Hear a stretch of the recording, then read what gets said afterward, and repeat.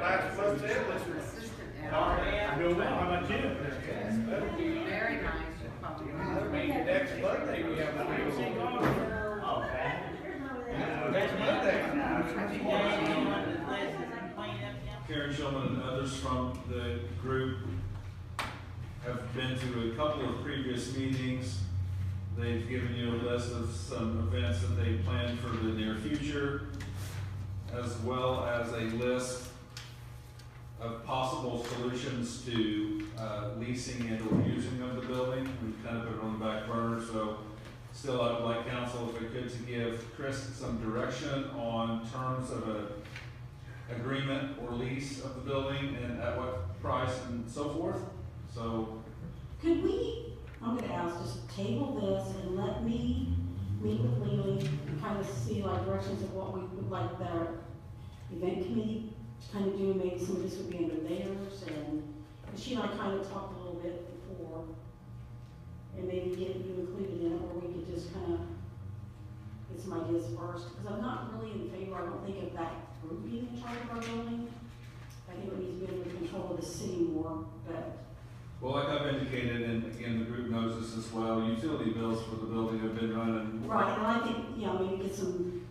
So from my standpoint on the state board of accounts, I feel like there needs to be a written agreement in place, even if those Right. terms are $1 a year. I need something in writing because we don't have that right now. So I guess, Connie, what does that have to do with renting the building? By meeting with Lily and, Okay, I guess that's my. well, I think if it's gonna be under the event, they're gonna allow people to use it and stuff, we could work out the use agreement, what we're gonna charge, that kind of stuff. Well, that would be separate from what we're charging her, I think. The way this kind of works out, the way it is right now. The way I understand, they want the building to be theirs, Yes. and they allow us to use it when we need to be. And the way I also understand it is, as of right now, they're not paying anything on the building. Right, that's what I'm saying, that's what we need to, But what Connie's saying is, do we want them to have that building, even if they're renting it? And Stellar Plaza, or the festival committee can't do anything, right? Yes, and that's why I'm thinking I'd rather have control of it over. I thought we were going to control it anyway, and she was going to be charged X amount for each month. Well, if she's charged, I don't think we have any control over it. We're just letting them lease the building for a year. Last week, we sent out a list of the 5 projects that we proposed for the applications for this go-around of CCMG funding, which is due by February 1st, which is only a few days away. But the application period.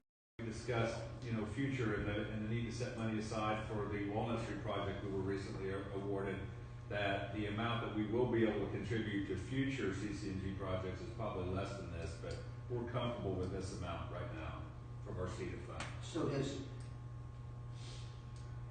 the Walnut Street project is still a go? And how much are we going to have for matching on that? Our estimation right now is anywhere between 2.7, 2.9 million. Is that close? For the city's Yeah, it's nearly a $14 million project, so the city's match is nearly $3 million. Okay, so where are we going to get those funds? And that is, when will we need that approximately? Just a rough estimate. 2024. Okay, I 2024? was at 3, so we're close. Sure. When would this project start? 2023, 2024. Okay. I'm anticipating it to be a combination of the money I'm able to set aside from general and council's funds now and leftover CEDAP money on top of a contribution from both the water and the sewer department, since that's a big part of the project. And then I assume we will rely on the MBRC ultimately too to help make up the difference. Obviously, Walnut Street is more than just a utility project. It's a much needed for the community as a whole. Yeah, I think it's one of our top priorities. And, it's going to start when maybe none of us are in office, so we want to make sure we have that money set aside for the next generation, like we're going to say. So we could we could do the 190,000 and still be all right with CETA and still be able to put money aside for the Walnut Street project. Correct. Okay. So Brad, how are we streetlights for the whole city and stuff? I mean, I know we've really been, I think, got some really good grants and really been working hard at. We don't have that many roads left that are terrible Oh, we shape. do. We still got a bunch. Yeah, we still do. The problem is a lot of what we need to do is not eligible even for their funding. Right. Or, well, I won't say eligible, everything's eligible, but we just know they won't score. But we still have some, and we're gonna have to look at some local paving next summer. Okay, that's what I guess it was at. Okay. Yeah, and again, we're gonna keep building and doing more and more preventative maintenance. And that's what some of this is preventative maintenance and not reconstruction, so that we can keep this going and get to a point where the reconstruction goes away because you're maintaining it as you go. And Jack, just to be clear, then, this is, to your point, $190,000 that I could be putting into West Walnut Street. But remember, the CCMG is a 75-25 match, and so to get 3 to 1 on your dollars, it's really the only way while the program's in existence to be able to get some of these other roads done too. And there are roads on here you just can't do local, you'll never build up enough money yourself. In 2020, we're looking at doing the local portion of Walnut Street, which would be from Poplar all the way out past Middle School Road. And I don't think you could afford on your own $400-something thousand. When does that application go in? Later? I mean, That'll be next, a year from now or even longer. okay. That's So- why- So we can revisit the 2020. We in have 6 to months. revisit it Okay. when the time comes, sure. Okay. Sure. So all we're looking for tonight is the 5 projects for 2019. Okay. Well, I'll make the motion that we, do the proposal for the CCMG application for the city's match on these 5 projects. Jack made the motion. I'll second Jackson. Trent second. Trent second the motion. All in favor? Motion carries 5-0. Brad, I want to ask you a question, has nothing to do with this. Sure, that's fine. What do you see for the city of Highway 3 and 50 that we've taken over now? I mean, long-term, short-term, you think gonna be, been a lot of work, or maintenance, or that kind of thing? Well, we did a lot of work already on 3. Yeah. So it's in pretty good shape. Okay. On this list, the other part of Buckeye, we're working on it just basically as crack fill, crack sealing. And then, like I said, the Walnut Street portion, but I'll go ahead, Jack, if you don't mind, maintenance wise, what was discussed at TIF meeting. I was gonna bring that up. If you want to, go No, ahead. Go ahead and explain. Since you mentioned maintenance, that's, at the TIF meeting a couple hours ago, it was brought up that TIF supports funding equipment and needs for the city to maintain Walnut and Buckeye and Highway 3 especially when it comes to snow removal. Because the trucks they have just really aren't set up for that kind of heavy duty work, number one. But also, as I mentioned, Rick's told me so many times, with all the tracking and traffic load on those, he can't get on them quick enough to get the snow off before it's already too late. And so I mentioned if they're willing to spend some money, not only for heavier trucks, but maybe for a grinding machine. Because you can put that down as much, I think it's 24 hours ahead of time. And then save a lot of work later trying to, pull people in at the last minute or the middle of the night and trying to take care of it. So that was brought up, and that, again, I think I said that could help our seated budget an awful lot too, as far as what's gonna go on with these, quite a while ago. I don't know, over time, it'll be nice, interesting to see what the traffic counts on 50, Walnut, Buckeye do. But 3, I don't see the traffic counts going down.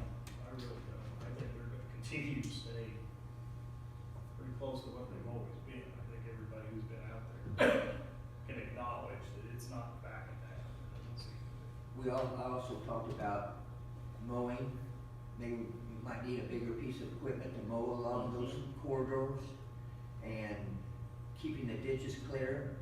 Might need a bigger piece of equipment to keep the ditches along the corridor, the whole highways there clear too. So I would like for the city council to instruct Rick Marksberry to put together a proposal of what equipment he would need to do that kind of work that we just talked about. And and bring it to the city council, and then maybe from there we can go to the TIF and see what we can do from there. That, just to kind of add what he said, I met with Bob and Andy both about, Bob said I'll meet you for a half hour, it was 2 hours. Anyway, I think they're doing a wonderful job, and he was going over some things with me, and one thing they forgot to do was, needed to be done is handicap doors in the restrooms, and, you know, of course, I can relate to that better than a lot of people, my wife's in a wheelchair, but they had to put handicap doors in the restrooms, and that wasn't figured, but it's all still coming under budget. They're really, I think they're doing a really good job. And it was the, more the openers, the automatic openers, you know, we figured out that everything is handicap accessible other than the welcome center. You can't hit a button for it to open the doors to get a wheelchair in. So those were a few of the items. I mean, we're selling this park as it's an ADA playground, ADA trail. I mean, everything is ADA accessible. So we're gonna stay under budget. I just wanna let everybody know that, so. Good, Yeah, thank you, sir. I think they're doing a great job. Anybody else have anything? Can I say something else? I had one complaint, which is amazing. The awnings downtown look awful. We either as a city ought to take them all down or replace them, but the buildings don't look great, but the awnings even look worse. And I don't know what we can do about it, but they look awful. There isn't a day go by that I don't get a complaint about awnings. I get So it. at what point is that the business owner's responsibility on these awnings? I mean, that is definitely not the city responsibility, is it? It should be the business owner's responsibility. I mean, I hear a lot about the city does this, and when the awnings look awful,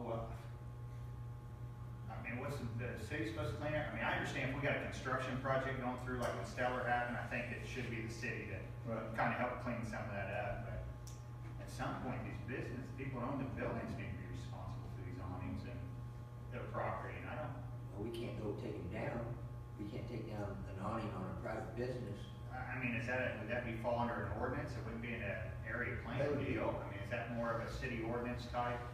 I know Greg Hicks used to always tell the story, if you left a sign up too long in Columbus and it was out there a day longer, he'd get a phone call and say, hey, you haven't moved your sign in so many days or weeks and it needs to move. Well, I can check and see if we have anything existing as a result of that. I haven't looked at the awnings, so I don't know what level we're talking about here. I know you said that you didn't think it amounted to something that the area planning commission would address at this point, but I can look into that. I know the guy at Ruby Jeans, that owns the Ruby Jeans, he is, and that makes a big difference. Oh, yeah. You I see mean, it is. we could write them a letter, whoever owns the building, say, would you please, I know, shut up. please do something with your awnings and your storefronts and so on and so forth like that.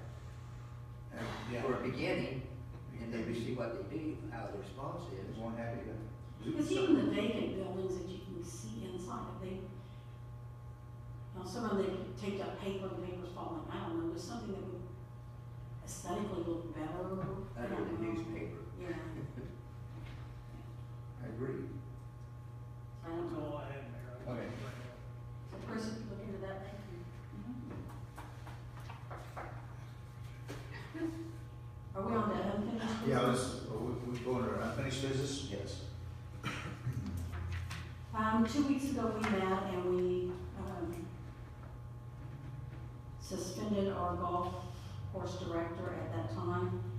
And we were to relook at it, and we have met, and so at this point, I would like to make a motion that the director of the golf course be suspended for 2 weeks without pay, and that any further action will be taken under advisement pending the outcome of his pending criminal case. Okay, Connie made a motion to suspend the golf director for 2 weeks without pay, pending further investigation. I'll second that. Brian seconded that. Any discussion?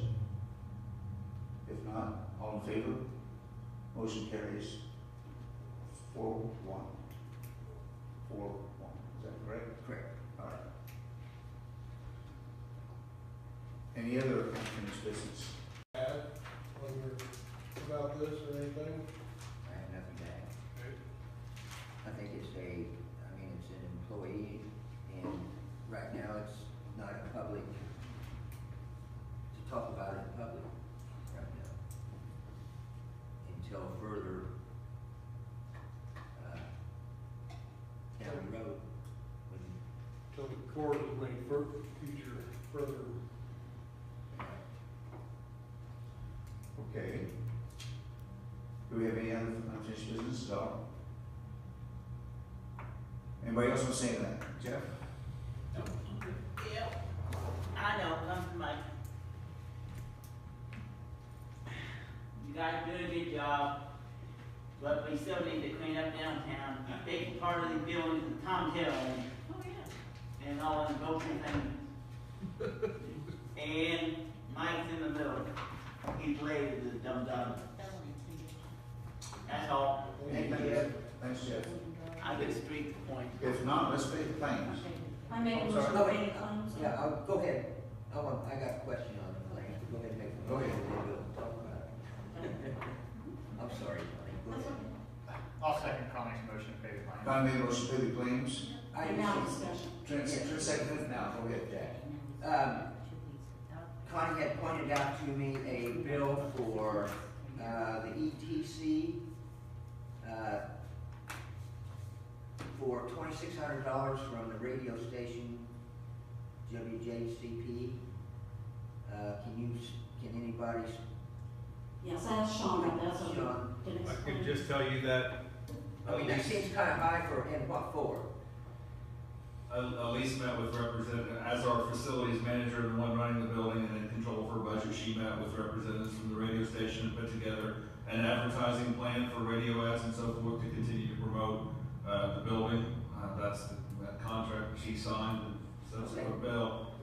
Obviously, you could make the argument that whether it's too much or too little, but, that was the agreed upon contract for radio advertising for the next 6 to 12 months. I'm not sure what it was. Elise felt that she's making some headway on getting the general public to maybe think about the ETC as a potential spot for a bridal shower or a wedding shower or a baby shower or even a wedding reception and so forth. And just felt that another year's worth of advertising would get people to think about that as an option. That's fine, that's Okay. what I need to know. Okay. All in favor of paying the claims? Motion carries 5-0. All right, now any motion to adjourn? I'll make that motion. Trent made the motion to adjourn. I like to adjourn. Well, let's sign. We already signed this. Yeah, we did that, all right. Brian made the second to that, all in favor? Motion carries 5-0.